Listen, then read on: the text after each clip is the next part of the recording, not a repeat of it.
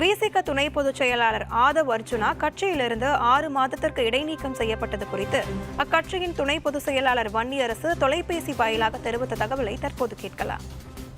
எங்க தலைவர் அந்த நீக்கம் குறித்து விரிவா கடிதமா எழுதியிருக்கிறாரு. அதுல காரணங்கள் எழுதியிருக்கிறாங்க. அந்த காரணங்கள்ல மிக முக்கியமானது கட்சி கட்டுக்கோப்பை சிதைப்பது, மீறுவது அப்படிங்கிறது தான் மிக முக்கியமான காரணமா இருக்கு.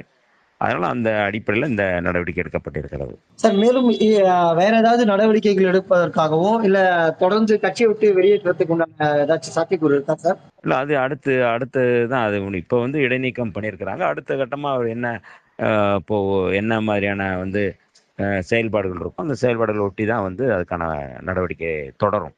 சார் தொண்டர்கள் மத்தியில இது மேபி கட்சி சார்ந்து உள்ள வேற ஏதாவது இதனால இஷ்யூ ஏற்படுதா சார்? இந்த நடவடிக்கை தமிழ்நாடு முழுக்க தொண்டர்கள் வரவேற்கிறாங்க, கட்சி நிர்வாகிகள் வரவேற்கிறாங்க. இது கட்சிக்கு ஏற்பட்ட அவமானமா கருதுறாங்க. அதனால தலைவருடைய எடுத்த இந்த நடவடிக்கையை எல்லோரும் மகிழ்ச்சியோடு ஏற்றுக்கொண்டு அதை மனமோந்து வரவேற்கிறாங்க.